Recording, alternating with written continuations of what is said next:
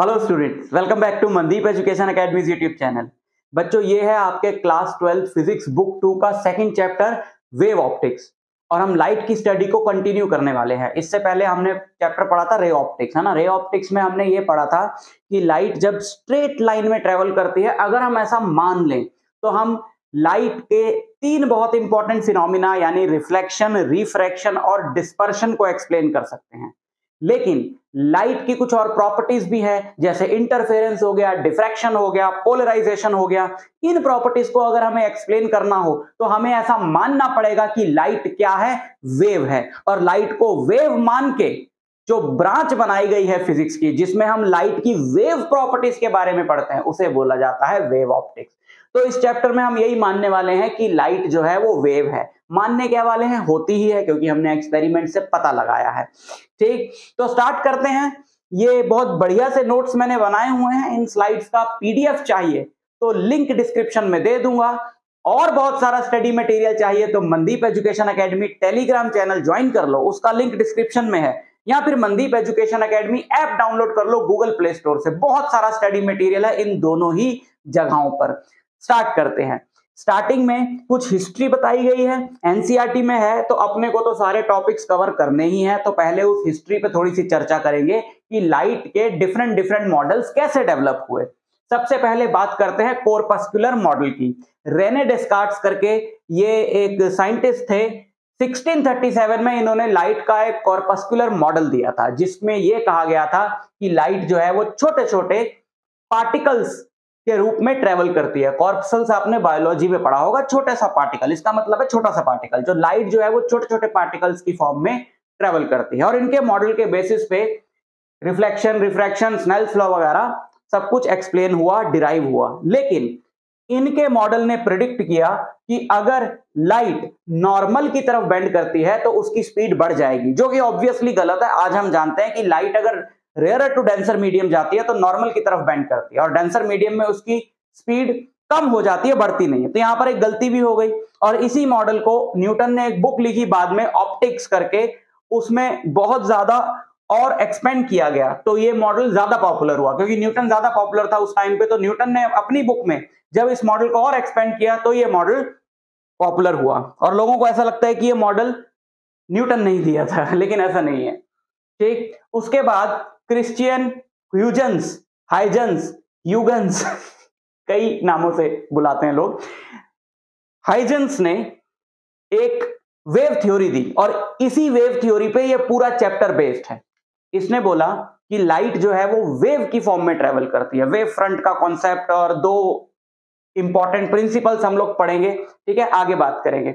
लेकिन इस मॉडल के बेसिस पे जो हम इस चैप्टर में पढ़ने वाले हैं, यानी वेव थ्योरी ऑफ लाइट के बेसिस पे जो इन्होंने दिया था, रिफ्लेक्शन, रिफ्रैक्शन, डिस्पर्शन, काफी चीजें एक्सप्लेन हुई। और इस मॉडल में प्रिडिक्ट किया गया कि लाइट जब नॉर्मल की तरफ बेंड होगी तो एक्चुअली में उसकी स्पीड घटेगी, बढ़ेगी नहीं, जो कि इनिशियली गलत माना गया। क्योंकि न्यूटन की अथॉरिटी इतनी ज्यादा थी उस टाइम पे, न्यूटन को ही सही मानते थे लोग। और न्यूटन ने डेस्कार्ट्स के मॉडल को एक्सपेंड किया था, जिसमें यह बोला गया था कि रेयर से डेंसर अगर लाइट जाती है तो उसकी स्पीड बढ़नी चाहिए।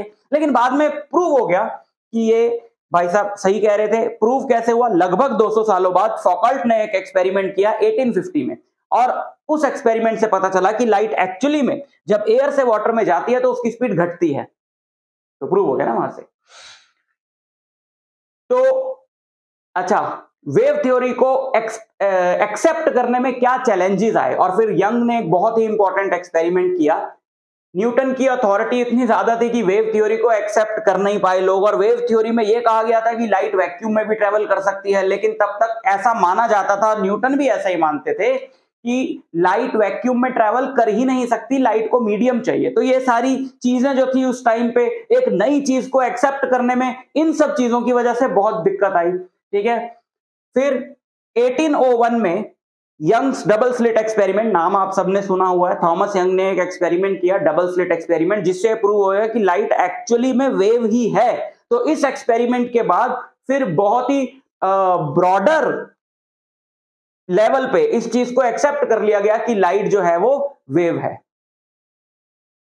ये सब इतिहास चल रहा है, अभी मेन चैप्टर अभी शुरू होगा, बट एनसीईआरटी में है तो अपने को सब कुछ तो कवर करना ही पड़ेगा, ठीक है। अच्छा, मैक्सवेल की electromagnetic theory last to last chapter में आप पढ़ चुके हो। मैक्सवेल ने अपनी इक्वेशंस बनाई और वहां से इलेक्ट्रोमैग्नेटिक वेव्स को प्रिडिक्ट किया और बाद में ये प्रूव भी किया और ये पता भी चला कि लाइट भी इलेक्ट्रोमैग्नेटिक वेव ही है, राइट। लाइट कोई बिल्कुल अलग तरह की कोई चीज नहीं है। उसने बोला भाई दुनिया जहान की इलेक्ट्रोमैग्नेटिक वेव्स हैं और लाइट भी उसमें से एक इलेक्ट्रोमैग्नेटिक वेव है, तो पूरी तरीके से कंफर्म हो गया इसके बाद तो कि भाई लाइट क्या है, वेव है, ठीक।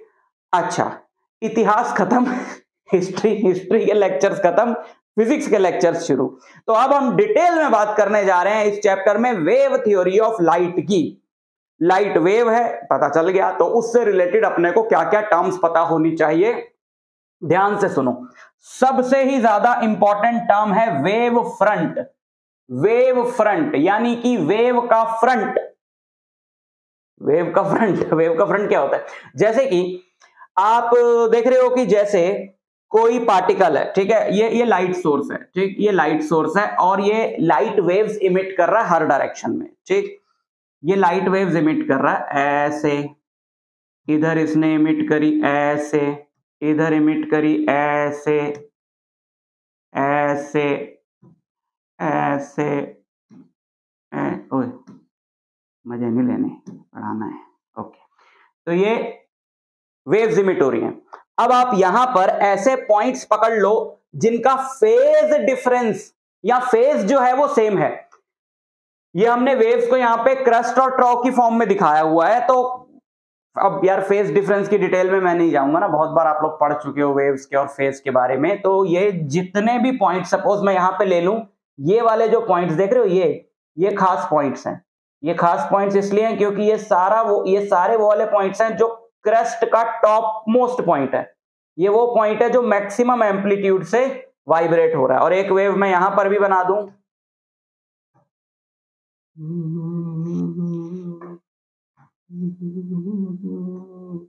ठीक है, रफली मैंने बनाया। तो इन सारे पॉइंट्स को अगर मैं ज्वाइन करूंगा तो एक सर्कल आपको दिखाई देता है, लेकिन ये तो बोर्ड के प्लेन पे बनाया गया है। अब आप सोचो कि लाइट सोर्स है, हर तरफ ऐसे वेव्स निकल रही। अब आप वो सारे पॉइंट्स पकड़ लो जो सेम फेज में हैं, उन सबको जोड़ दो तो ऐसा सर्कल नहीं बनेगा, स्फीयर बनेगा। And that surface is called the wave front. यानी कि एक ऐसा सरफेस जिस पे सारे पॉइंट्स सेम फेज में ऑसिलेट कर रहे हों, उसे क्या बोला जाता है? वेव का फ्रंट। वेव का फ्रंट मत बोलना, that is called wave front. Okay, so continuous locus of all the points which are oscillating in the same phase is called wave front. Continuous locus of all the points which are oscillating in the same phase, यानी कि surface जो बनता है same phase में oscillate करते हुए particles को मिला के। लोकस मैथ्स की टर्म है, यहां पर आप दूसरी डेफिनेशन यहां पर यूज कर लोगे तो भी आपको पूरे नंबर मिलेंगे, कोई दिक्कत नहीं है। मतलब wave front is defined as the surface of constant phase, तो आप ये भी लिख सकते हो, ठीक। तो अब बात करते हैं कुछ इंपॉर्टेंट पॉइंट्स की। वेव फ्रंट को बनाते हुए किन चीजों का ध्यान रखना है? तो कुछ यहां पर कॉमन वेव फ्रंट के यहां पे डायग्राम्स दिए हुए हैं। अगर तो पॉइंट सोर्स हो तो ऐसे आप देखो, हमने तो अभी क्या बनाया था, हमने अपने डायग्राम के अंदर ये वेव्स बनाई थी, ठीक है। लेकिन क्योंकि लाइट की वेवलेंथ बहुत छोटी होती है, बहुत ज्यादा छोटी, इतनी बड़ी थोड़ी ना होती है, बहुत ज्यादा छोटी होती है, तो लाइट को हम एज्यूम कर सकते हैं कि लाइट जो है वो स्ट्रेट लाइन में ट्रेवल करती है और उसको हम बोलते हैं लाइट रे।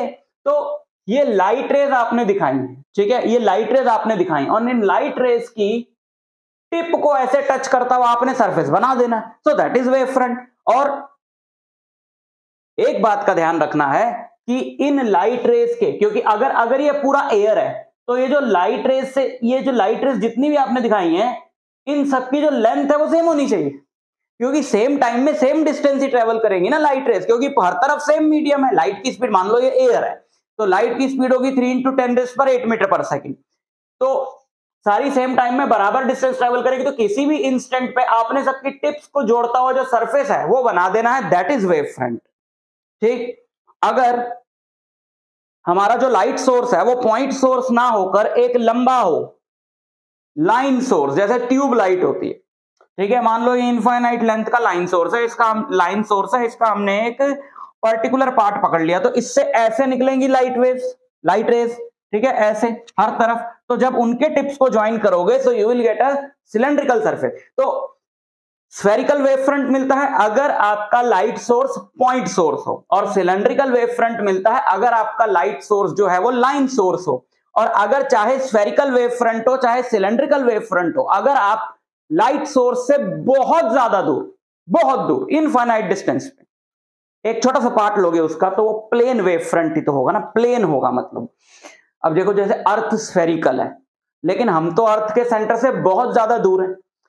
अगर मैं यहां पर देखूं हर तरफ, तो मुझे तो प्लेन सरफेस ही दिखाई देता। आप जिस रूम में इस वक्त खड़े हो, बैठे हो, उस रूम का जो सरफेस है वो तो फ्लैट है बिल्कुल, उसमें तो आपको कहीं स्फेरिकल चीज नजर नहीं आती, स्फीयर का कर्व नजर नहीं आता, क्योंकि आप बहुत ज्यादा दूर हो अर्थ के सेंटर। मान लो अर्थ के सेंटर पे एक लाइट सोर्स हो, अब मान लो अर्थ के सेंटर पे एक लाइट सोर्स, अब वहां से लाइट निकलेगी। अब वो लाइट जो है वो स्फेरिकल मैनर में हर तरफ जाएगी। तो आप यहां पे अगर एक वेव फ्रंट लेते हो स्फेरिकल पूरे अर्थ के साइज का, तो उसका एक छोटा सा जो टुकड़ा होगा वो तो प्लेन ही होगा ना। तो अगर इनफाइनाइट डिस्टेंस पे आप लेते हो तो प्लेन वेव फ्रंट। तो आपको याद रखना है कि वेव फ्रंट से हमेशा लाइट रेस परपेंडिकुलर बनानी, वेव फ्रंट का जो सरफेस है उससे लाइट रेस हमेशा कैसे बनानी है, परपेंडिकुलर बनानी, ठीक है। क्या इंपॉर्टेंट पॉइंट्स है वेव फ्रंट से related? The speed with which the wave front moves outwards from the source is called the speed of the wave, ठीक है। अब देखो वेव फ्रंट अगर ऐसे लाइट ऐसे बढ़ती जा रही है तो कोई एक वेव फ्रंट बन रहा है नहीं, इनफाइनाइट बन रहा है, यहां बन रहा है, यहां बन रहा है, यहां बन रहा है, यहां बन रहा है, आगे भी बनेगा, आगे भी बनेगा। तो हम ये भी तो कहते हैं कि वेव फ्रंट बढ़ रहा है आगे। जैसे अब पानी पे आपने पत्थर फेंका तो वो गोले नहीं ऐसे गोले उठते, तो वो जो सर्कल्स बन रहे हैं वही तो वेव फ्रंट है, वो वेव के फ्रंट है ना। यहाँ 3D में स्फीयर बन रहे हैं। तो हम ये बोल रहे हैं कि लाइट आगे जा रही है, लेकिन ये भी तो बोल सकते हैं कि वेव फ्रंट आगे बढ़ रहा है, छोटा वेव फ्रंट, बड़ा बड़ा बड़ा बड़ा बड़ा, ठीक। तो जिस स्पीड से वेव फ्रंट आगे जा रहा है मतलब वही वेव की स्पीड है ना। The energy of the wave travels in direction perpendicular to the wave front.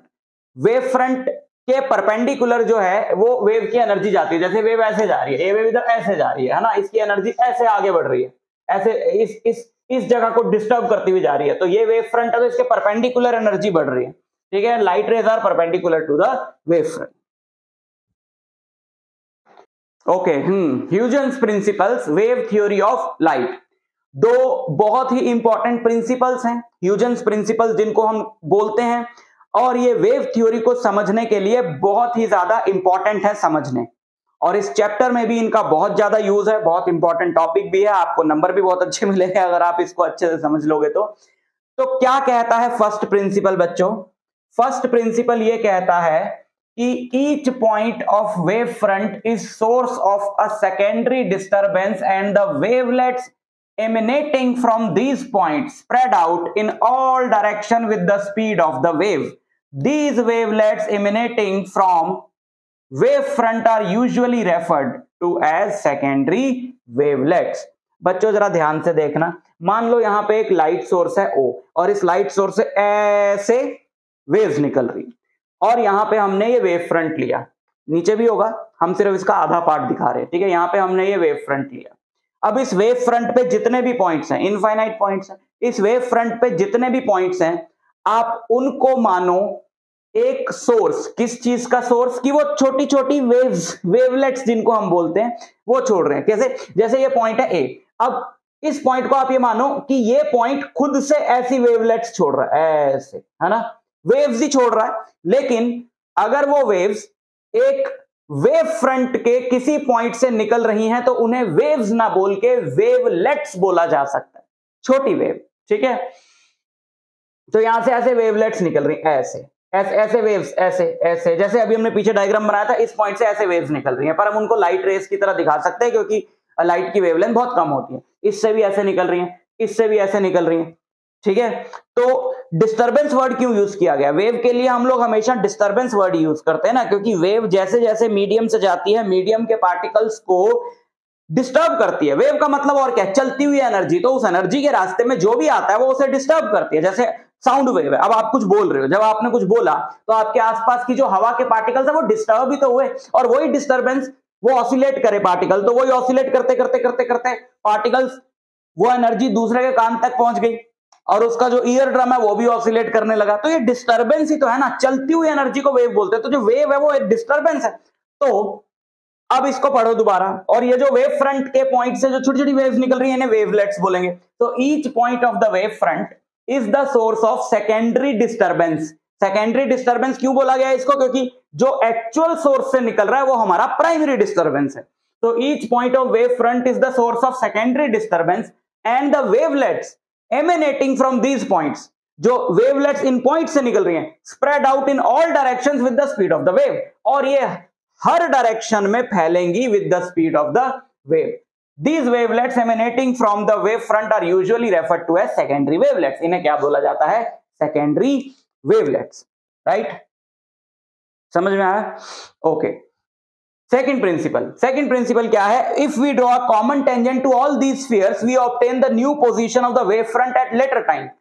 अब देखो, जैसे आपने यहाँ पे 3 पॉइंट लिए, इसका वेव फ्रंट बनाया ये रहा, इसका वेव फ्रंट बनाया ये रहा, इसका वेव फ्रंट बनाया ये रहा। अब इन सब वेव फ्रंट्स का एक कॉमन टेंजेंट अगर आप बना दो तो आपको बाद के किसी पॉइंट पे वेव फ्रंट मिल जाएगा कि कैसा होगा, उसकी शेप कैसी होगी। मान लो इस मीडियम में लाइट की स्पीड है v, ठीक है, और t इक्वल टू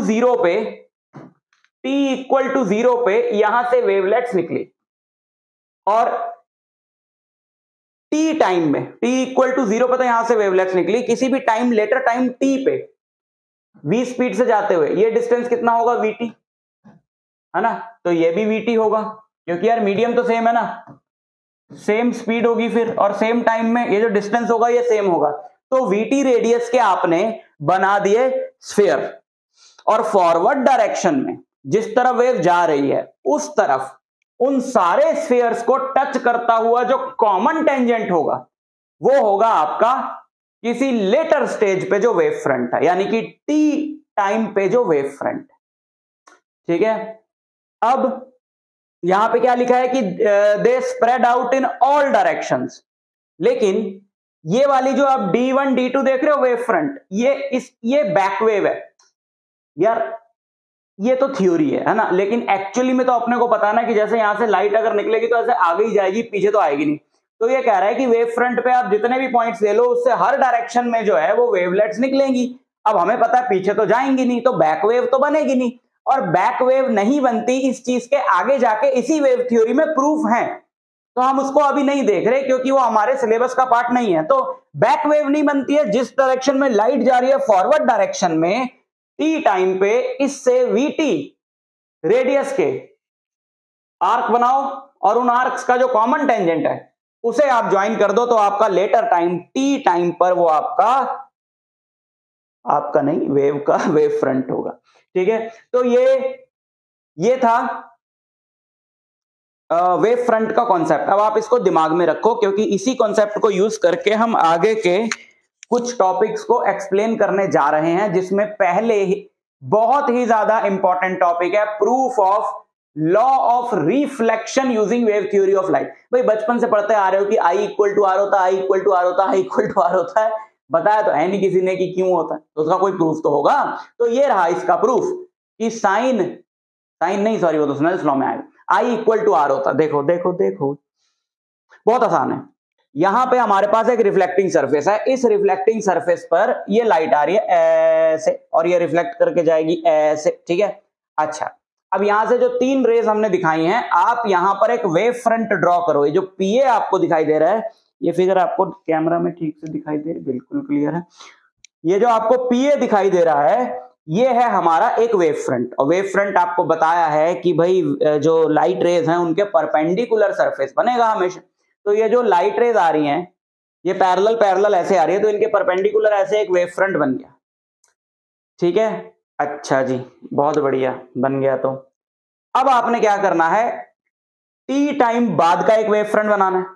तो अगर आपने यहां पे एक पॉइंट A है, एक Q है, एक P है, यहां पे आपने अगर vt रेडियस के आर्क्स ड्रॉ करे ऐसे ऐसे, तो उनको एक कॉमन टेंजेंट जो है वो a डैश p डैश उनकी एक बन गई, ये आपका t टाइम पे वेव फ्रंट हो गया, ठीक है। या फिर इस पचड़े में अगर आपको नहीं पढ़ना तो क्लियर है ना कि ऐसे ये इंसिडेंट होके ऐसे रिफ्लेक्ट होंगी, तो रिफ्लेक्टेड रे भी ऐसे तीनों ऐसे पैरेलल जाएंगी, तो उनका वेव फ्रंट जो बनेगा वो भी उनके परपेंडिकुलर ये सरफेस बनेगा, राइट। अच्छा, मान लेते हैं कि स्पीड ऑफ लाइट इस मीडियम में c है और AP वेव फ्रंट से a dash p dash wave front तक जाने में टाइम है t, क्योंकि लेटर टाइम t पे ही हमने वो वाला वेव फ्रंट बनाया, तो डिस्टेंस होता है स्पीड इंटू टाइम, तो PP डैश डिस्टेंस होगा c into t, speed into time, और AA डैश होगा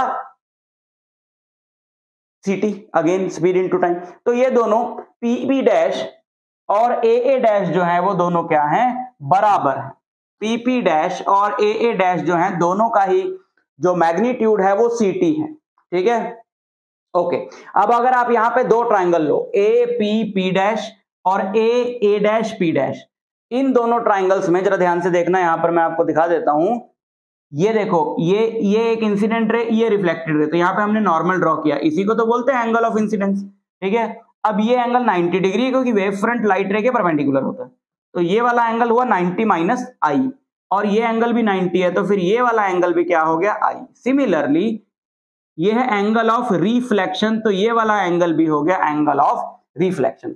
अगर आप ट्राइंगल APP डैश और AA डैश P डैश लोगे तो उसमें AP डैश तो है वो कॉमन है दोनों में, है ना, और अभी आपने प्रूव किया कि PP डैश और AA डैश भी बराबर हैं, दोनों CT हैं, और एक एंगल 90 डिग्री है इन दोनों में, ये वाला एंगल 90 डिग्री है। सो बाय RHS कॉन्ग्रेंस रूल ये दोनों ट्राइंगल्स कॉन्ग्रेंट हो गए, और अगर ये दोनों ट्राइंगल्स कॉन्ग्रेंट हो गए तो I इक्वल टू R हो गया by CP/CT corresponding parts of congruent triangles.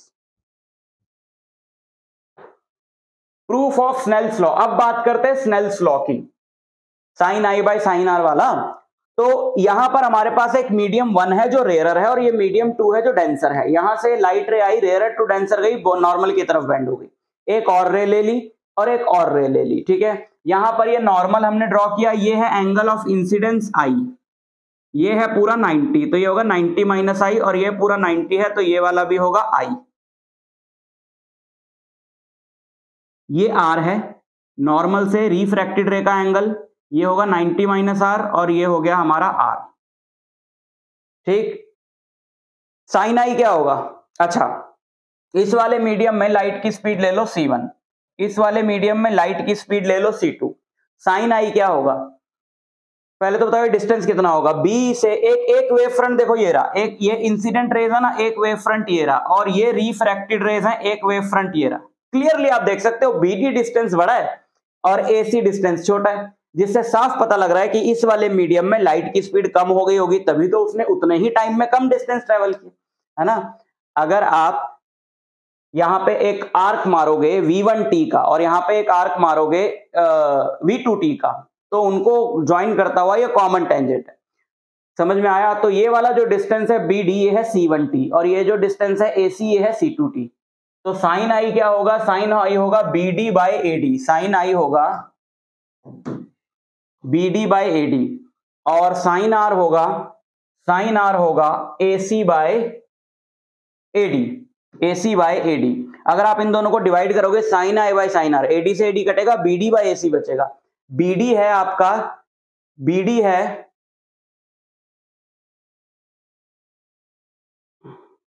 इसको मत देखो, यहां पे जो ये C1t है ना, ये आपका BD है, C1t, और AA डैश जो है आपका AC है, ये AC सॉरी AC है, AC है C2t, तो BD बाय AC जब आप करोगे C1t बाय C2t तो C1 बाय C1 बचे, C1 बाय C2 बचेगा, sine I by sine R क्या बचेगा, C1 बाय C2। लेकिन आप जानते हो ना कि C1 बाय C2 तो mu of 2 with respect to 1 होता है, रे ऑप्टिक्स की नॉलेज, इसका मतलब mu of 2 with respect to 1 जो है आपका sine I by sine R हो गया, और यही तो स्नेल्स लॉ है। तो स्नेल्स लॉ को हमने देखो प्रूव कर दिया by the knowledge of wave theory of light, wave front के फंडों से। अब वेव फ्रंट के फंडे से ही हम समझाएंगे कि प्रिज्म, लेंस, मिरर ये सब कैसे फंक्शन करते हैं। मान लो हमें पता ही नहीं है कि प्रिज्म से जब लाइट पास होती है तो कैसे बेंड होती है, मान लो हमको नहीं पता, तो मान लो यहां पर एक ऐसा वेव फ्रंट आया, ठीक है, प्लेन वेव फ्रंट हमने इंसिडेंट किया इस पे। अब इस वेव फ्रंट का जो ऊपर वाला हिस्सा है वो तो पास होगा इसके उस पार्ट से जहां ग्लास कम है, थिन पार्ट से, और जो नीचे वाला हिस्सा है वो तो पूरा का पूरा ग्लास से पास होगा। बीच वाला हिस्सा ज्यादा पोर्शन ग्लास से पास होगा, कम पोर्शन एयर से पास होगा। ऊपर वाला हिस्सा बहुत कम पोर्शन ग्लास से पास होगा, ज्यादा पोर्शन एयर से पास होगा। तो होगा क्या, सोचो, ग्लास में तो लाइट की स्पीड कम होती है, तो जब ये वेव फ्रंट जो है वो इसके थ्रू पास होगा तो नीचे वाले जो इसके पॉइंट्स हैं उनसे जो वेवलेट्स निकलेंगी वो धीरे ट्रेवल करेंगी, और इससे फास्ट ट्रेवल करेंगी तो वो तो आगे निकल जाएंगी ना। तो हमें ये पता है कि जो इससे पास होने के बाद जो वेव फ्रंट की शेप होगी वो ऐसी होगी। और आप जानते हो कि लाइट रेस को हमने हमेशा वेव फ्रंट के परपेंडिकुलर बनाना होता है, तो जब हमने इसके परपेंडिकुलर रेस बनाई तो हमें समझ में आ गया ना कि जो लाइट रे इसमें ऐसे एंटर करेगी, ऐसे, है ना, और वो जब बाहर निकलेगी तो ऐसे मुड़ जाएगी। और ये चीज हमको पहले से पता है, आपको डिस्पर्शन पढ़ाया हुआ ना, वहां पे हमने यही तो पढ़ा। सिमिलरली एक जैसे आपके पास कॉन्वेक्स लेंस है, कॉन्वेक्स लेंस पे आपने एक प्लेन वेव फ्रंट को इंसिडेंट करा। अब कॉन्वेक्स लेंस बीच में से ठीक है, ऊपर से थिन है, तो क्या होगा कि जो सेंट्रल पार्ट है वो स्लो हो जाएगा क्योंकि वो तो पूरा का पूरा ग्लास से पास होगा। ऊपर वाला फास्ट चलेगा क्योंकि वो तो एयर से भी पास हो रहा है, बहुत थोड़े से पोर्शन ग्लास से पास हो रहा है, तो उसकी वेवलेट्स जो आगे निकल जाएंगी, इसकी पीछे रह जाएंगी। अब उनका जब आप एक कॉमन टेंजेंट ड्रॉ करोगे तो आपको ऐसी शेप मिलेगी। अब जब आप इसके परपेंडिकुलर बनाने की कोशिश करोगे, ये तो ऐसे ही गई परपेंडिकुलर, लेकिन ये वाली को जब आप इसके परपेंडिकुलर बनाओगे तो ऐसी तो शेप आएगी, जब आप इसको परपेंडिकुलर बनाओगे तो ऐसी शेप आएगी, जिससे अपने को ये पता चला कि ये जो कॉन्वेक्स लेंस है ये कन्वर्जिंग लेंस है, ठीक है। या फिर अगर हम और सिमिलरली कॉनकेव डाइवर्जिंग आएगा, या फिर हम कॉनकेव मिरर की बात करें तो यहां से ये आएगा। तो क्या होगा कि इसकी शेप देखो मिरर की, जब यहाँ पे प्लेन वेव फ्रंट इंसिडेंट होगा तो ऊपर वाला हिस्सा पहले ही टकरा गया मिरर से, लेकिन ये वाला हिस्सा तो अभी बाद में जाके टकराएगा, फिर वापस आएगा, और नीचे वाला हिस्सा भी पहले ही टकरा गया, तो ये वाला जो है वो आपका नीचे वाले हिस्से जो है वो वापस मुड़ जाएंगे और ऊपर वाला हिस्सा वापस मुड़ जाएगा। लेकिन अभी ये तो आगे जा रहा है तो ये पीछे रह जाएगा। तो आपको एक ऐसी शेप का, अगर आप कॉमन टेंजेंट ड्रॉ करोगे ना, तो आपको एक ऐसी शेप का वेव फ्रंट मिलेगा। इसके परपेंडिकुलर अगर आप रेस ड्रॉ करते हो तो आपको ये पता चलेगा, अच्छा ये जो कॉनकेव मिरर है ये तो कन्वर्जिंग मिरर है, तो कन्वर्ज होंगी रेस जो है इससे पास होने के बाद। तो वेव फ्रंट के बेसिस पे अपने को क्या पता चल जाता है, वेव फ्रंट के बेसिस पे अपने को शेप्स पता चल जाती हैं, बिहेवियर पता चल जाता है कि प्रिज्म कैसे बिहेव करेगा। अब देखो ये हमने ये बिहेवियर यही मान के एक्सप्लेन किया कि हमको पहले से नहीं पता कि इसका बिहेवियर क्या होगा, ठीक है। तो हम वेव फ्रंट के बेसिस पे प्रिडिक्ट कर सकते हैं कि ये लाइट को कैसे बिहेव करेगा, लाइट के सामने कैसे बिहेव करेगा, उसको कन्वर्ज करेगा, उसको डाइवर्ज करेगा, उसको किस तरफ बेंड करेगा, ये सारी चीजें हम यहाँ पे पता लगा सकते हैं। ठीक, आगे बढ़ते हैं। Interference of waves. इंटरफेरेंस कई बार आपने पढ़ा है, वेव्स का बहुत ही जनरल सा कॉन्सेप्ट है, लेकिन एक बारी फिर यहां पे मैं आपको रिवाइज करा देता हूं। जैसे यहां पे दो वेव्स हैं, अब ये दोनों वेव्स जब आपस में टकराई, अब टकराने का क्या मतलब है भाई, वेव है एनर्जी। जैसे यहां पर एक पार्टिकल है और ये वेव ऐसे गई, और ये वेव इस पार्टिकल पे जब आती है तो वो इस पार्टिकल को बोलती है कि भाई चल ऊपर चल, है ना। और सपोज उसी टाइम पे एक और वेव आ गई और वो भी कह रही है कि चल ऊपर चल, तो पार्टिकल तो बेचारा दोनों की एनर्जी लेकर बहुत ऊपर चला जाएगा। तो दैट इज इंटरफेरेंस कि एक जगह पर एक ही टाइम पे मोर देन वन वेव्स पहुंच गई। अब क्या करेंगी, अब ये ड्रामा होगा। अगर दो ऐसी वेव्स पहुंच गई जिनको हम लोग बोलते हैं कि वो सेम फेज में है, कि उसी टाइम पे पहली वेव भी उस पार्टिकल कह रही है ऊपर चल, दूसरी कह रही है मेरी तरफ से भी ऊपर चल, वो भी उसको ऊपर फेंक रही है, तो पार्टिकल बेचारा ऐसा हो जाएगा। तो जब दो वेव्स सेम फेज में इंटरफेयर करती हैं, so you will get a wave like this. लेकिन अगर अपोजिट फेज हो, एक वेव कह रही है ऊपर चल, दूसरी कह रही है नहीं नीचे चल, और ज्यादा एनर्जी सपोज ऊपर जाने वाली में हो, तो पार्टिकल ऊपर तो जाएगा, लेकिन जो नीचे भेज रहा है उसका भी तो कुछ रोल है, तो पार्टिकल थोड़ा सा ऊपर जाएगा। तो ये है डिस्ट्रक्टिव इंटरफेरेंस। ये है कंस्ट्रक्टिव इंटरफेरेंस, यहां पे फेज कितना है 0। ये डिस्ट्रक्टिव इंटरफेरेंस, यहां पे फेज कितना है 180। काट दिया जब क्रस्ट और ट्रव ने एक दूसरे को काट दिया, यहां पे क्रस्ट और ट्रव एक दूसरे में ऐड हो गए, तो कंस्ट्रक्टिव इंटरफेरेंस, डिस्ट्रक्टिव इंटरफेरेंस। यहां पर फेज डिफरेंस है 0, यहां पे फेज डिफरेंस है 180। लेकिन क्या फेज डिफरेंस 0 और 180 ही हो सकते हैं? बीच में कोई वैल्यू नहीं हो सकती? बीच में भी तो कोई वैल्यू हो सकती है ना। तो इसका मतलब है कि जरूरी नहीं है कि हर बार क्रस्ट ट्रव पे फॉल करे, ट्रव क्रस्ट पे फॉल करे। कुछ पोर्शन हो सकता है क्रस्ट का ट्रफ पे हो, कुछ पोर्शन ट्रफ का क्रस्ट पे हो, इस तरीके से हो सकता है। तो आपको ऑलमोस्ट इनफाइनाइट केसेस मिल सकते हैं इंटरफेरेंस के।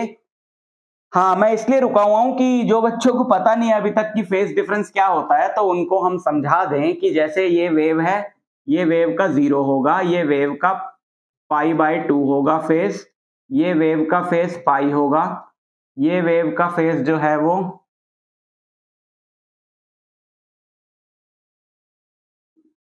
ये 2π होगा, और ये वाला जगह नहीं है, यहां लिखा 3π/2 होगा। ठीक है। अच्छा, अब ये वाला पॉइंट जो इसका पाई पे होना चाहिए, इसका वो कहां पर है? 0 पे, है ना। ये पहले तो ये जो यहां से स्टार्ट हो रही है, पहले ऊपर जा रहे हैं पार्टिकल्स, लेकिन पाई फेज के बाद नीचे जा रहे हैं, पर इसके तो 0 पे ही स्टार्टिंग में ही नीचे जा रहे हैं, तो मतलब इन दोनों में फेज डिफरेंस कितना हो गया? पाई का। जब ठीक ऐसे उल्टा हो, क्रस्ट की जगह ट्रफ आ जाए, ट्रफ की जगह क्रस्ट आ जाए, ठीक ऐसे उल्टा हो, तो 180 का फेज डिफरेंस। अगर ऐसा होता, देखो एक वेव मैं यहां पर बनाऊं, एक वेव यहां पर ऐसी बनाता हूं मैं, ये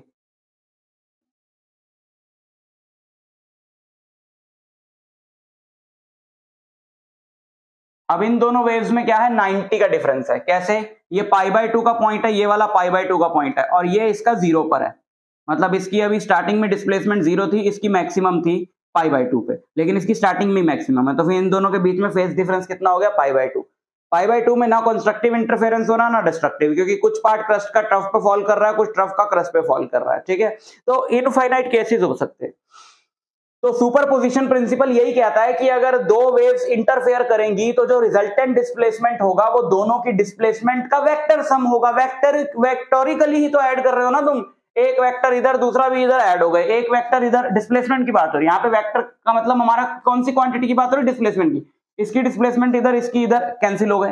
ठीक है, और अभी जो फॉर्मूला है वेव्स की रिजल्टेंट डिस्प्लेसमेंट निकालने का या एम्पलीट्यूड निकालने का, वो फॉर्मूला वही है जो वेक्टर्स का होता है, बट वहां पे एंगल लेते हैं, यहां पर एंगल की जगह फेज डिफरेंस लेते हैं। अगर एक वेव है जिसका मैग्नीट्यूड है एम्पलीट्यूड, जिसका एम्पलीट्यूड है a, दूसरी वेव है जिसका एम्पलीट्यूड है b, वो दोनों इंटरफेयर करी, उन दोनों के बीच में फेज डिफरेंस है फाई, तो जो रिजल्टेंट वेव बनेगी उसका एम्पलीट्यूड होगा √a² + b² + 2ab cos phi।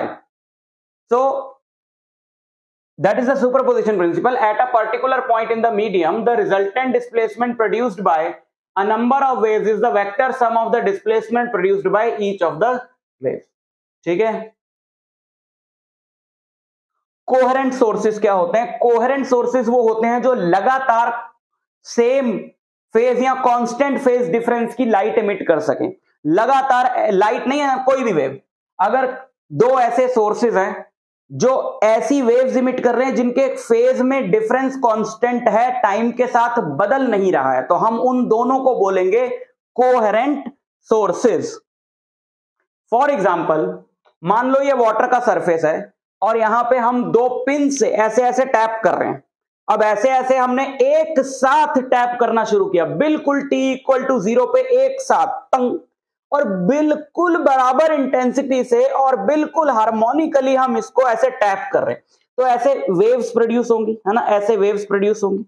और यहां पर एक पॉइंट है P जो ठीक इन दोनों को जो लाइन ज्वाइन कर रही है उसके परपेंडिकुलर बाइसेक्टर पे लाई करता है सपोज, तो ये जो S1P और S2P जो डिस्टेंसेस हैं ये बराबर होंगे। अब यहां से जो वेव निकलेगी उसको बराबर डिस्टेंस ट्रेवल करना है P तक आने में, और इसको भी बराबर, दोनों की स्पीड सेम है, आइडेंटिकल वेव्स हैं, सेम टाइम पे प्रोड्यूस करी गई हैं, तो यहां तक आते आते दोनों बराबर लेंथ ट्रेवल करेंगे, है ना। अगर इसमें यहां तक आते आते 8 वेव साइकिल्स हैं तो इसमें भी 8 वेव साइकिल्स ही होंगे। समझ में आया?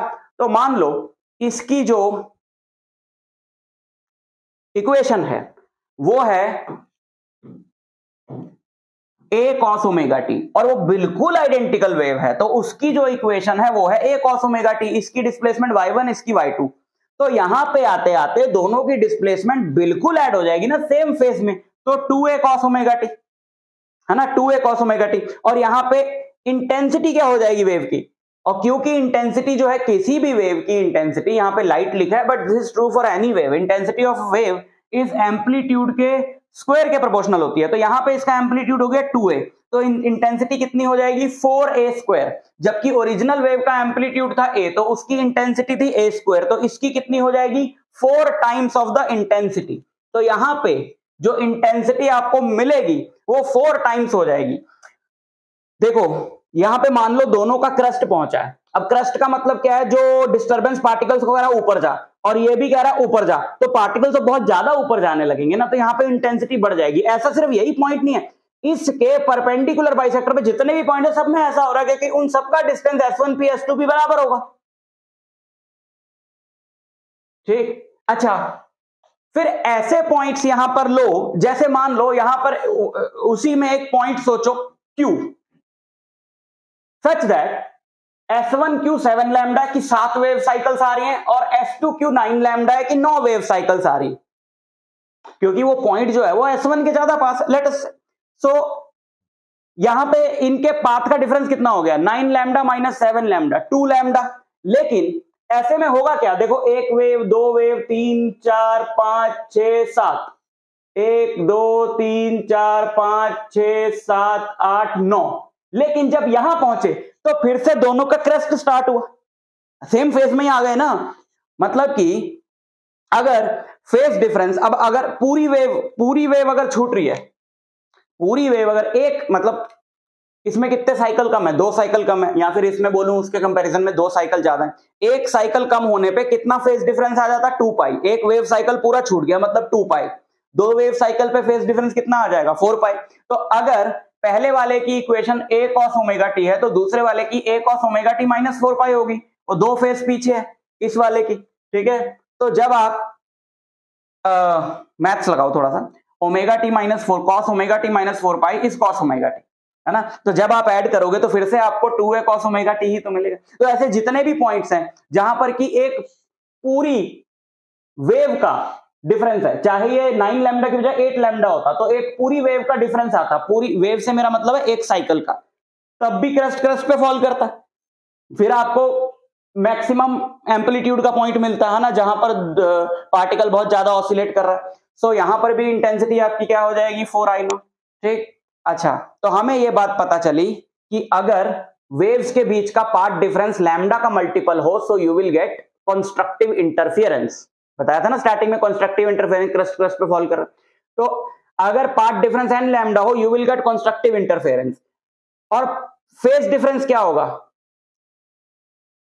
यूनिटरी मेथड लगाओ कि अगर पूरी एक वेव साइकिल मिस हो रही है, पूरी एक वेव साइकिल मिस हो रहा है तो पाथ में डिफरेंस कितना आएगा लैम्डा का, और फेज में डिफरेंस कितना आएगा 2 पाई का। तो यूनिटरी मेथड लगाओ, अगर 2 पाई फेज डिफरेंस से लैम्डा का पाथ डिफरेंस आता है तो फेज डिफरेंस और पाथ डिफरेंस में क्या रिलेशन हो गया कि 5 फेज डिफरेंस से कितना पाथ डिफरेंस आएगा 2 pi by lambda into n lambda, तो यहां पे लैम्डा से लैम्डा कट गया, तो जब भी फेज डिफरेंस 2n पाई होगा, 2n पाई मतलब 2 पाई, पाई का इवन मल्टीपल 2 पाई 4 पाई 6 पाई 8 पाई, तो पूरा एक वेव साइकिल मिस हो रहा है, पूरा एक वेव साइकिल मिस होने के बाद जब भी मिलेंगे तो कंस्ट्रक्टिव इंटरफेरेंस होगा। So that is the condition for constructive interference, phase difference and path difference. अब बात करते हैं डिस्ट्रक्टिव इंटरफेरेंस की। डिस्ट्रक्टिव इंटरफेरेंस यानी कि जब बिल्कुल उल्टा हो, क्रस्ट ट्रफ पे फॉल करे, ट्रफ क्रस्ट पे फॉल करे, एम्पलीट्यूड खत्म तभी अगर दोनों का एम्पलीट्यूड बराबर हो, जैसे यहां पे हमने माना है, लेकिन अगर दोनों का एम्पलीट्यूड बराबर ना हो तो ऑब्वियसली फिर जिसका एम्पलीट्यूड ज्यादा है उस तरफ थोड़ा सा एम्पलीट्यूड बच जाएगा, लेकिन यहां पर हमने दोनों का बराबर माना है तो यहां पे खत्म हो जाएगा। For example let us consider a point R जो सच दैट S1R और S2R, S1R जो है वो 9.75 लैम्डा है उसका लेंथ, और S2R का लेंथ है 7.25 लैम्डा। S1R माइनस S2R जब आप करेंगे या S2R माइनस S1R करेंगे तो आपको 2.5 लैम्डा का डिफरेंस मिलेगा, यानी ढाई वेव है ना, ढाई वेव साइकिल 2.5 2.5। तो अगर एक है a cos ओमेगा टी तो दूसरा कितना होगा a cos omega t plus 5 पाई। ढाई से कितना फेज का डिफरेंस आएगा, 2 वेव से 4 पाई का आया, आधी वेव पाई की होती है तो 5 पाई का डिफरेंस आ गया। तो अगर एक वेव है a cos ओमेगा टी, दूसरी वेव क्या होगी a cos, लाइट चली गई, तो दूसरी वेव होगी a cos omega t plus 5 पाई। तो cos थीटा प्लस उसके साथ आप पाई का कोई भी ऑड मल्टीपल ऐड करोगे तो माइनस cos थीटा आपको मिलता है, सिंपल सी मैथ्स है। तो जब अब आप y1 प्लस y2 करोगे, ये है a cos ओमेगा टी है minus a cos omega T, तो आंसर आपको मिलेगा 0, क्योंकि सिंपल सी बात है। अगर पार्ट डिफरेंस कुछ इस तरीके का होगा 1.5 लैम्डा, 2.5 लैम्डा, 3.5 लैम्डा, मतलब जब हाफ वेव साइकिल छूटेगा और तब दूसरी वेव उस पे सुपर इंपोज करेगी तो क्रस्ट ट्रफ पे फॉल करेगा, ट्रफ क्रस्ट पे फॉल करेगा, और यहां पे आपको रिजल्टेंट एम्पलीट्यूड क्या मिलने वाला है, 0, अगर इन दोनों का एम्पलीट्यूड बराबर है। और अगर बराबर नहीं है तो रिजल्टेंट एम्पलीट्यूड आपको क्या मिलेगा, a माइनस बी, क्योंकि यहां पे एम्पलीट्यूड बराबर था तो यहां पे हमें आंसर मिला 0। अब पार्ट डिफरेंस अब हमको पता लग गया, जनरल पार्ट डिफरेंस ये है कि n प्लस हाफ लैम्डा अगर हो, 3 plus half lambda, 4 plus half lambda, 2 plus half lambda, तो आपको वहां पे क्या मिलने वाला है, डिस्ट्रक्टिव इंटरफियरेंस, यानी इंटेंसिटी बिल्कुल लो हो जाएगी वहां पे, और अगर एम्पलीट्यूड बराबर हो तो इंटेंसिटी बिल्कुल खत्म हो जाएगी। ठीक, अब पीछे जो फॉर्मूला आपको बताया उसके बेसिस पे आप फेज डिफरेंस भी निकाल लो, 2 पाई बाय लैम्डा से मल्टीप्लाई करके, तो फेज डिफरेंस आएगा 2n प्लस 1 इंटू पाई, यानी जब भी दोनों वेव्स में पाई के ऑड मल्टीपल का फेज डिफरेंस हो तो वो दोनों सुपर इंपोज करेंगे तो आपको डिस्ट्रक्टिव इंटरफेरेंस मिलेगा, क्योंकि तब क्रस्ट ट्रफ पे फॉल करेगा, ट्रफ क्रस्ट पे फॉल करेगा। ठीक, सो अब बात करते हैं कोई भी जनरल पॉइंट की। ठीक है, कंस्ट्रक्टिव इंटरफेरेंस हो गया, डिस्ट्रक्टिव इंटरफेरेंस हो गया, ये तो दोनों मतलब एक्सट्रीम केसेस थे आपके कि मैक्सिमम इंटेंसिटी, मिनिमम इंटेंसिटी। अब बात करते हैं कोई भी जनरल पॉइंट की। मान लो एक पॉइंट है कोई भी जहां पर कि पहली वेव है a cos ओमेगा टी और दूसरी वेव है a cos omega t plus 5, यानी वहां तक पहुंचने वाली दोनों वेव्स के बीच में फेज डिफरेंस कितना है, 5 का। अब आप जब इन दोनों को ऐड करोगे तो y1 प्लस y2 होगा। अब जब आप इन दोनों को ऐड करोगे, या आपने यहाँ पे ऐड कर दिया, आपको एक आइडेंटिटी पता होगी। देखो अगर मैं यहाँ से a कॉमन ले लूं तो cos a plus cos b यहाँ पे बचता है, और cos a plus cos b की आइडेंटिटी मैंने अगर लगा दी 2 cos a plus b by 2 cos a minus b by 2, इसको a ले लिया है और इसको b ले लिया है। So this is the final result that you will get. और यहां पे अगर आप इसको वेव की इक्वेशन से कंपेयर करो तो ये है y equal to a cos omega t plus 5, तो ये पूरा इसका एम्पलीट्यूड है, और इंटेंसिटी जो है वो एम्पलीट्यूड के स्क्वायर के प्रोपोर्शनल है, तो इसका स्क्वायर कर दीजिए जरा, तो इंटेंसिटी होगी 4a स्क्वायर cos स्क्वायर 5/2। मतलब ये जनरल फॉर्मूला है कि किसी भी पॉइंट 5 पे जहां पे फेज डिफरेंस 5 है वहां पे आपको इंटेंसिटी ये मिलेगी। आप इसी में अगर आप फेज डिफरेंस रख दो 2n पाई, तो 2 से 2 कट जाएगा, cos n पाई मिलेगा। cos n पाई जो है वो आपका या तो 1 होता है -1 होता है, उसका स्क्वायर करोगे तो ये पूरा 1 आ जाएगा, तो आपको इंटेंसिटी मिलेगी 4a स्क्वायर, जो कि हमारी मैक्सिमम वाली इंटेंसिटी पे थी। तो ये जनरल फॉर्मूला है, इससे आपको किसी भी पॉइंट की इंटेंसिटी के बारे में पता चल जाएगा। देखो वेव ऑप्टिक्स पे अलग से मेरा आपको वीडियो मिल जाएगा जिसमें बहुत सारे न्यूमेरिकल्स कराए गए हैं, जिसमें बहुत सारे पास्ट ईयर क्वेश्चन आंसर्स कराए गए हैं। तो ये वीडियो देखने के बाद मैं आपको सजेस्ट करूंगा आप उस वाले वीडियो को देख लो, ताकि बहुत सारे क्वेश्चंस आपको प्रिपेयर हो जाएं, समझ में आ जाएं। ठीक, अच्छा, so if the phase difference changes very rapidly, अब हमने बोला है कि दोनों सोर्सेज जो है वो कोहेरेंट होने चाहिए। अगर सोर्सेज कोहेरेंट ना हो, यानी उनके बीच का फेज डिफरेंस जो है वो लगातार बदल रहा हो, तो कोई पर्टिकुलर पॉइंट है P, अभी तो उस पे जो वेव्स आ रही हैं वहां पे कंस्ट्रक्टिव इंटरफेरेंस हो रहा है, लेकिन फेज डिफरेंस तो लगातार बदल रहा है। अब उसी पॉइंट पे कंस्ट्रक्टिव इंटरफेरेंस नहीं हो रहा, कुछ और हो रहा है, फिर 1 सेकंड बाद वहां कुछ और हो रहा है, फिर आधे सेकंड बाद वहां कुछ और हो रहा है। तो ये अगर दो ऐसे सोर्सेज हो जो कोहेरेंट नहीं है, यानी कि वो चेंजिंग फेज डिफरेंस की वेव्स इमिट कर रहे हैं, तो इंटरफेरेंस तो होगा, लेकिन वो सस्टेन्ड इंटरफेरेंस पैटर्न नहीं होगा। वो पैटर्न इतना जल्दी जल्दी चेंज होगा कि आप उसको ऑब्जर्व भी नहीं कर पाओगे। जैसे आप जिस रूम में बैठे हो, यहाँ पे मान लो 2 लाइट सोर्सेज हैं, तो आप यहाँ की 2 लाइट जला लो, आपको कोई भी ऑल्टरनेट लाइट डार्क ऐसे ही कंस्ट्रक्टिव डिस्ट्रक्टिव इंटरफेरेंस नहीं दिखेगा लाइट का, आपको तो पूरे कमरे में लाइट दिखेगी, बिकॉज ये जो 2 सोर्सेज हैं ये कोहेरेंट नहीं है। तो जब इनसे जो लाइट आ रही है वो इंटरफेयर तो हो रही है, लेकिन वो इंटरफेरेंस पैटर्न इतना रैपिडली चेंज हो रहा है कि आपको डिफरेंस दिखाई नहीं देगा। तो ऐसे केस में आपको ऐसा नहीं मिलेगा कि कहीं इंटेंसिटी ज्यादा कहीं कम, कहीं ज्यादा कहीं कम, कहीं ज्यादा कहीं कम, नहीं, आपको ऐसा नहीं मिलेगा। आपको हर जगह पे एवरेज इंटेंसिटी मिलेगी which is 2I0। I0 is the intensity of one source. अब बात करते हैं यंग्स डबल स्लिट एक्सपेरिमेंट की। अब अपने को इंटरफेरेंस ऑफ वेव्स जो है वो समझ में आ गया अच्छे से। अब यही पूरा कॉन्सेप्ट आप लाइट पे लगा दो उठा के, क्योंकि लाइट क्या है, लाइट भी तो वेव ही है। तो अब आप यही पूरा कॉन्सेप्ट उठा के लाइट पे लगा दो। तो अब हमें क्या चाहिए, 2 सोर्सेस चाहिए लाइट के जिनकी हम इंटरफेरेंस करा सके, लेकिन 2 डिफरेंट सोर्सेस कभी भी कोहेरेंट होते ही नहीं है। अगर आप सेम कंपनी के सेम वॉट के 2 बिल्कुल आइडेंटिकल बल्ब्स ले लो तो भी वो कोहेरेंट नहीं होते, क्योंकि जो फेज डिफरेंस है उनका वो डिपेंड कर रहा है उस चीज पे कि इस बल्ब के जो इलेक्ट्रॉन्स एक्साइट हो रहे हैं जब वो वापस अपने ग्राउंड स्टेट में जा रहे हैं तो वो कितनी फ्रीक्वेंसी की लाइट इमिट कर रहे हैं। अब आप कह रहे हो कि दोनों से जो लाइट आ रही है उसका फेज डिफरेंस बिल्कुल बराबर हो। अब मतलब एटॉमिक लेवल पे चली गई बात कि दोनों का एक एक इलेक्ट्रॉन बिल्कुल आइडेंटिकली बिहेव करे, दैट इज नॉट पॉसिबल। तो 2 डिफरेंट सोर्सेस कभी भी कोहेरेंट नहीं हो सकते। तो लाइट के इंटरफेरेंस को ऑब्जर्व कैसे किया जाए, तो जो यंग्स डबल स्लिट एक्सपेरिमेंट था उसने क्या किया कि एक सिंगल लाइट सोर्स लिया और सामने 2 पतली पतली स्लिट्स लगा दी। स्लिट्स समझते हो, स्लिट्स का मतलब है ऐसे लंबे वाले 2 पतले छेद,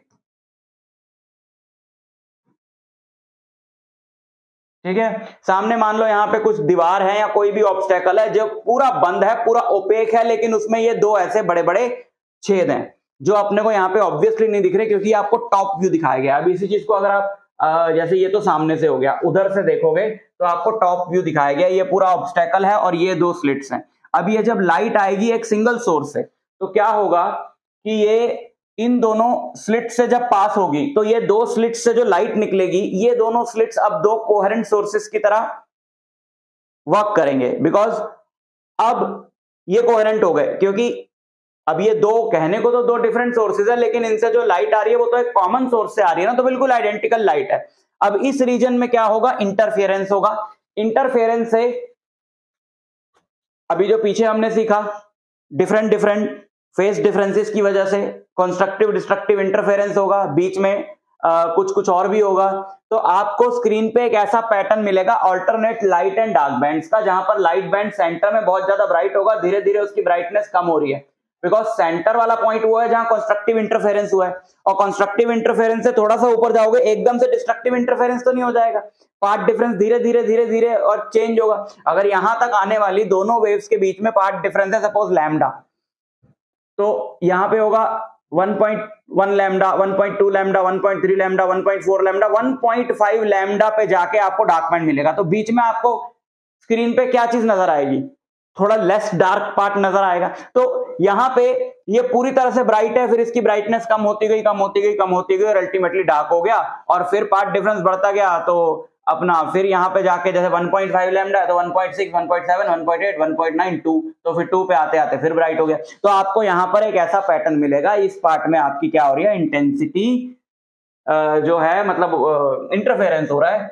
और ये जो है वेव फ्रंट्स दिखाए गए हैं, जब ये लाइट यहाँ से प्लेन वेव फ्रंट्स आए हैं तो प्लेन वेव फ्रंट जब ये स्लिट से पास हुए हैं तो वो ऐसे डाइवर्जिंग वेव फ्रंट्स बन गए हैं, बिकॉज आगे हम एक फिनोमिना पढ़ने वाले हैं डिफ्रैक्शन का। जब ऐसे पतली सी स्लिट से लाइट पास होती है तो वैसे फैल जाती है, तो ये दोनों लाइट जो है वो फैल गई, इंटरफेरेंस हुई और ये पैटर्न मिल गया। तो that is Young's double slit experiment, light की इंटरफेरेंस को दिखाने के लिए। ठीक, अच्छा अब यहां पे देखो ये 2 हमारे सोर्सेज हैं S1 S2, इनके बीच का डिस्टेंस है स्मॉल d, स्क्रीन जहां पर लगी हुई है वहां तक का डिस्टेंस है कैपिटल D, और मान लो यहां पर एक पॉइंट है P जहां पे लाइट बैंड डार्क बैंड कुछ भी बन रहा है जो इसके सेंटर से x डिस्टेंस पर है। तो जरा थोड़ा सा ट्रिग्नोमेट्री टाइप की चीज यहां पे अगर हम लगाएं, सपोज मैंने यहां से एक स्ट्रेट लाइन खींच दी ये, और यहां से भी मैंने एक स्ट्रेट लाइन खींच दी ऐसे, ठीक। तो बच्चों ये है डी और ये है स्क्रीन का सेंटर, स्लिट्स का सेंटर सॉरी, तो ये डिस्टेंस होगा d/2। तो ये जो डिस्टेंस होगा इतना, ये होगा x minus d/2, x minus d/2, और ये जो डिस्टेंस होगा x प्लस d/2, क्योंकि ये भी है, ये हो गया हमारा, सॉरी ये हमारा हो गया d/2।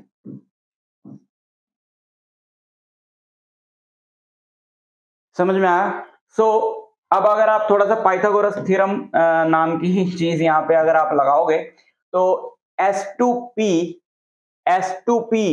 का स्क्वायर क्या होगा, x प्लस d/2 का whole square plus d square by Pythagoras theorem, और S1P क्या होगा, x माइनस d/2 का whole square plus capital D square. यहां से जो वेव्स आ रही हैं क्लियरली दिख रहा है S2P बड़ा है, तो पार्ट डिफरेंस क्या होगा S1P और S2P में, S2P माइनस S1P। तो अगर मैं S2P square minus S1P square करूं तो इन दोनों का डिफरेंस आएगा। इसको जब मैं खोलूंगा तो यहाँ पे x स्क्वायर से x स्क्वायर कट जाएगा और ये इससे कट जाएगा, 2xd बचेगा, और यहाँ पे इसको मैं आइडेंटिटी लगा दूं a square minus b square की, a minus b into a plus b, S2P plus S1P, S2P plus S1P, क्योंकि ये जो स्क्रीन है बहुत ज्यादा दूर है और ये जो पैटर्न है बहुत कम जगह पे बनता है, तो हम ये मान सकते हैं कि ये वाले जो डिस्टेंसेस है ऑलमोस्ट d ही है, मतलब स्लिट और स्क्रीन के बीच का डिस्टेंस। तो इसको हमने लिख दिया d प्लस d 2d, यहाँ पे 2 से 2 हमारा कैंसिल हो गया, यानी जो पार्ट डिफरेंस है वो xd/d है। और आप जानते हो कि पार्ट डिफरेंस अगर n लैम्डा हो तो लाइट बैंड बनता है, तो light band nth light band is formed at p, अगर ये जो पार्ट डिफरेंस है xd/d ये n लैम्डा हो, x को हमने xn लिख दिया, मतलब सेंटर से nth लाइट बैंड का डिस्टेंस, ठीक है। तो यहां से आपको ये बहुत इंपॉर्टेंट फॉर्मूला मिलेगा, that is the distance of nth light banned from the centre of screen. Similarly यहां पे डार्क बैंड बनेगा अगर xn/d, डार्क बैंड का क्या था हमारा पार्ट डिफरेंस का n plus half into lambda, तो xn आ गया आपका डार्क बैंड का सेंटर ऑफ द स्क्रीन से डिस्टेंस इतना होता है, ठीक। फिर आप निकाल सकते हो फ्रिंज विड्थ का फॉर्मूला, जो कि एनसीईआरटी में मेंशन नहीं है बट बहुत इंपॉर्टेंट है, तो मैंने छोटा सा है, मैंने यहाँ पे लगा दिया इसको। तो अगर आप ब्राइट फ्रिंज का निकालना चाहते हो,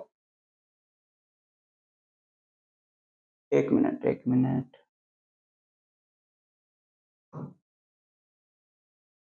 ये हमारा हाँ ब्राइट दो कॉन्जिक्यूटिव ब्राइट फ्रिंजेस आप ले लो, है ना, एक का डिस्टेंस xn होगा, एक का x ऑफ n+1 होगा, और आप उन दोनों को माइनस कर दो, xn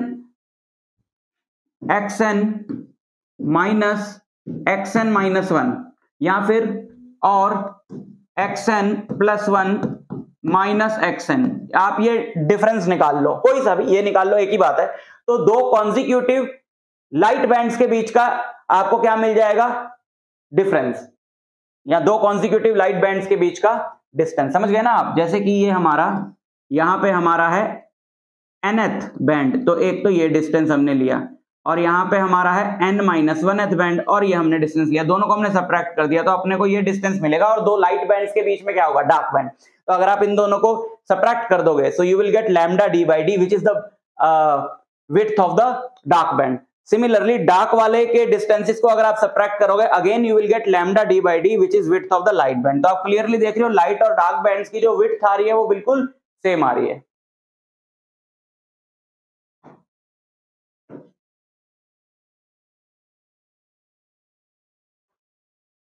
ratio of intensity of light at maxima and minima, maximum intensity जो है वो मैक्सिमम एम्पलीट्यूड के स्क्वायर के प्रोपोर्शनल होगी। मान लो ए का एम्पलीट्यूड है A1, दूसरे का एम्पलीट्यूड है A2, तो मैक्सिमा जहां बन रहा है कंस्ट्रक्टिव इंटरफेरेंस, वहां इंटेंसिटी, वहां पे एम्पलीट्यूड होगा A1 प्लस A2, तो इंटेंसिटी होगी A1 प्लस A2 का स्क्वायर, और मिनिमम इंटेंसिटी डिस्ट्रक्टिव इंटरफेरेंस में A1 माइनस A2 का स्क्वायर, जो A1 A2 हमने बराबर लिए हुए थे, बट मान लो अगर बराबर नहीं है तो मैक्सिमम और मिनिमम इंटेंसिटी की रेशियो ये आ गई, ठीक है।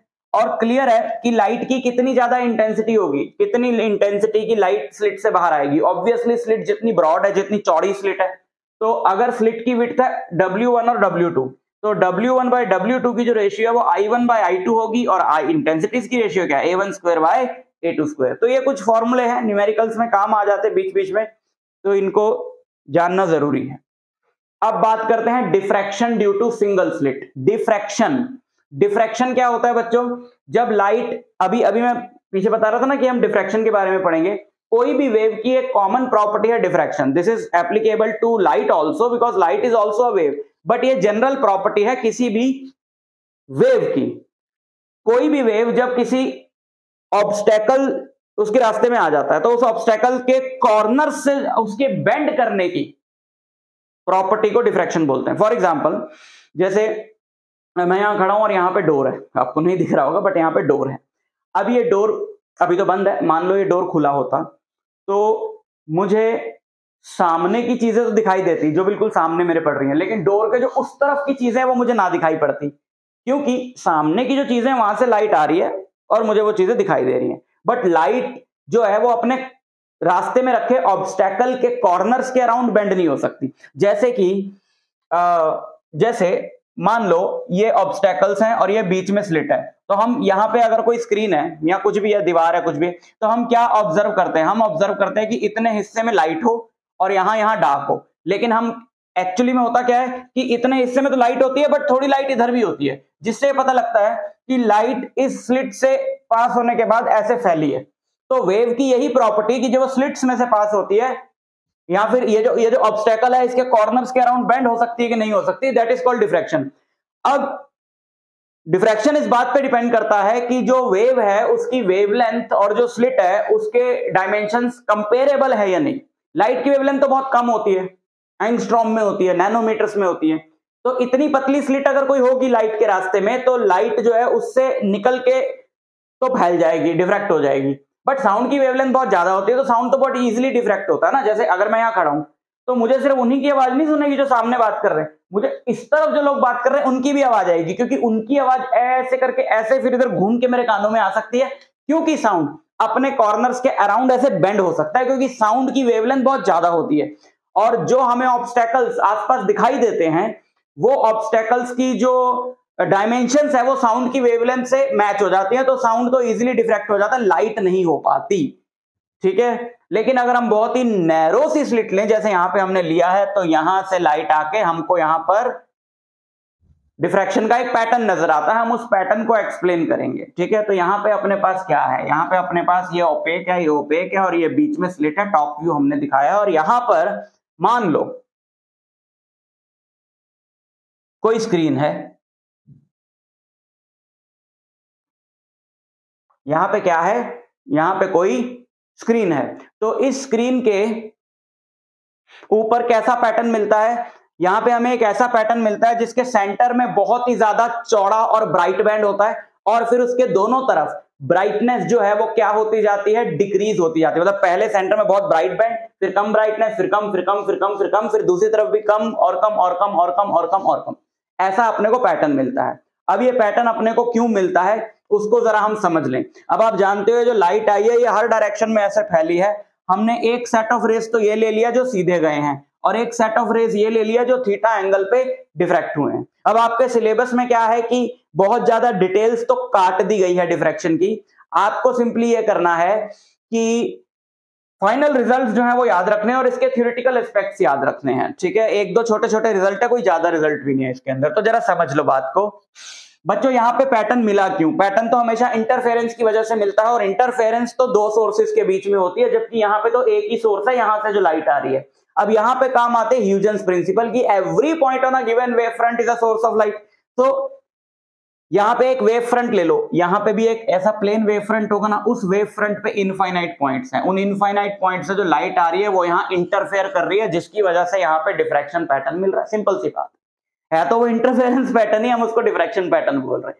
ठीक है, अच्छा, तो अगर आप ये मानो कि जैसे लेटस से कि ये जो है ना यार, क्लियरली ये और ये, इनमें से कौन सी लेंथ बड़ी है? ये लेंथ बड़ी है, और यहां से अगर मैं परपेंडिकुलर ड्रॉ करके इतना पार्ट काट दूं तो अब ये बराबर हो गई है ना सारी लेंथ, तो यही तो है ना पार्ट डिफरेंस, ये है path difference. Now let us say that this path difference is lambda, let us say this path difference is lambda, मान लो। कुछ भी हो सकता है ना यार, ये पॉइंट अगर मैं और ऊपर ले लूं इनको तो ये लैम्डा, ये पार्ट डिफरेंस बढ़ जाएगा। तो late us say this path difference is lambda.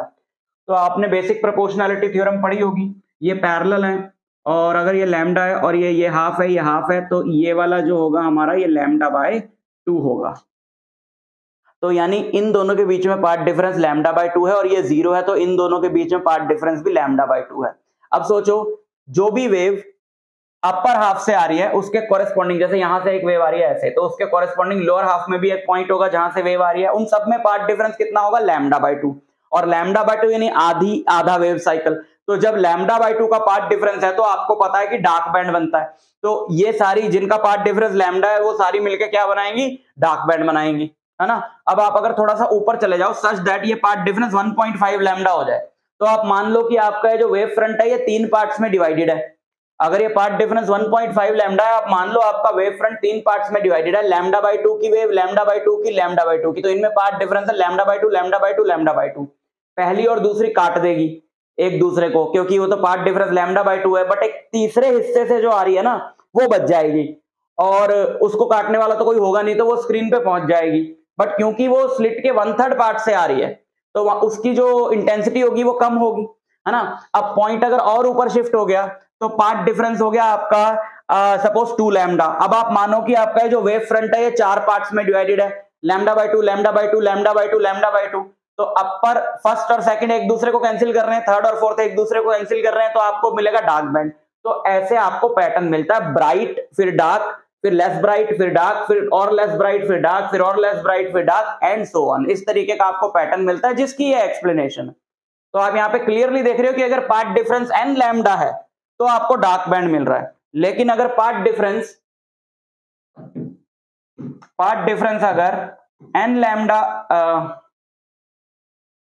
है, अगर पार्ट डिफरेंस n लैम्डा है तो आपको मिल रहा है डार्क बैंड। अब ये वाली कंडीशन को भी जरा हम समझ लें। ये जो स्लिट की विड्थ है इसको a माना गया है, ये जो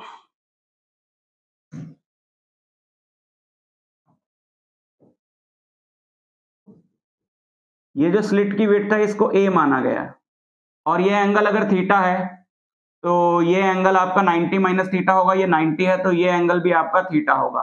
तो ये जो लेंथ है ना आपकी, ये जो लेंथ है ये वाली, इसको आप x मान लो, ये आपकी आएगी a साइन थीटा, और ये बहुत छोटा एंगल है और स्मॉल एंगल्स के लिए साइन थीटा और थीटा क्या होते हैं, बराबर। तो आप इसको a थीटा लिख सकते हो, यानी जो पार्ट डिफरेंस है वो a थीटा है। nth बैंड का path difference a theta n अपन ले लेंगे, ठीक। सो जो पार्ट डिफरेंस है वो a थीटा है, तो लाइट बैंड के लिए वो path difference a theta n lambda होगा, तो theta n lambda by a होगा। तो जिन वेव्स का भी theta n lambda by a है, lambda by a, 2 lambda by 3 lambda by 4 lambda by, वो वहां पे क्या बनाने वाली हैं, डार्क बैंड। और मैक्सिमा कहां बनेगा, जिनका भी a थीटा जो है वो n प्लस हाफ लैम्डा है, जो पीछे हमने कंडीशन पढ़ी, तो theta n plus half into lambda by a होगा।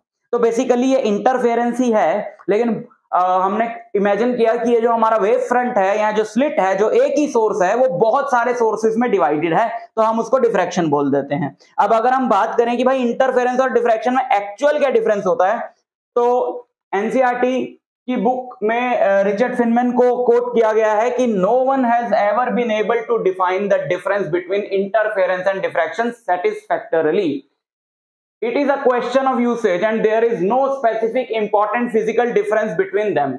The best we can do is roughly speaking is to say that when there are only a few sources, मान लो 2 sources हैं तो हम बोलेंगे इंटरफेरेंस हो रहा है, लेकिन अगर बहुत सारे सोर्सेज का इंटरफेरेंस हो रहा है तो हम लोग बात करते हैं, हम टर्म यूज करते हैं डिफ्रैक्शन। अगर बहुत सारे सोर्सेज, जैसे यहाँ पे हमने मान लिया कि बहुत सारे सोर्सेज हैं, कि हमारा जो वेव फ्रंट है वो ऑलमोस्ट इनफाइनाइट पार्ट्स में डिवाइडेड है, तो हम बोलेंगे कि क्या हो रहा है, डिफ्रैक्शन हो रहा है। और अगर आप देखें कि यहाँ पे एनर्जी कंजर्वेशन कैसे हो रहा है, तो एनर्जी कंजर्वेशन तो प्रॉपरली हो रहा है, इंटरफेरेंस हो चाहे डिफ्रैक्शन हो, लाइट की इंटेंसिटी केवल रीडिस्ट्रीब्यूट हुई है। पहले लाइट की पूरे रूम में इंटेंसिटी भरी हुई थी, अब यहाँ ज्यादा कम ज्यादा कम ज्यादा कम ज्यादा कम, तो ओवरऑल जो इंटेंसिटी है वो सिर्फ रीडिस्ट्रीब्यूट हुई है, एनर्जी और इंटेंसिटी में कोई डिफरेंस नहीं आया, तो एनर्जी कंजर्वेशन है।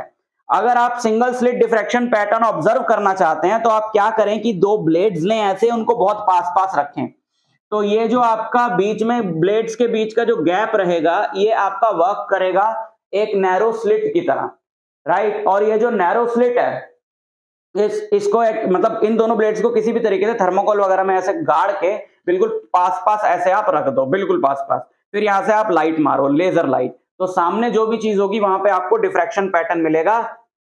डार्क सॉरी बीच में ब्राइट बैंड, फिर डार्क, फिर कम ब्राइट, डार्क, कम ब्राइट, डार्क, कम ब्राइट, डार्क, कम ब्राइट, डार्क, इस तरीके के आपको डिफ्रैक्शन पैटर्न मिलेगा। तो ये आपका पूरा वेव ऑप्टिक्स था। एनसीईआरटी की एक्सरसाइज अच्छे से कर लो, बहुत ही 4-5 क्वेश्चन रह गए उसके अंदर, डायरेक्ट फॉर्मूला बेस्ड है, आराम से हो जाएंगे।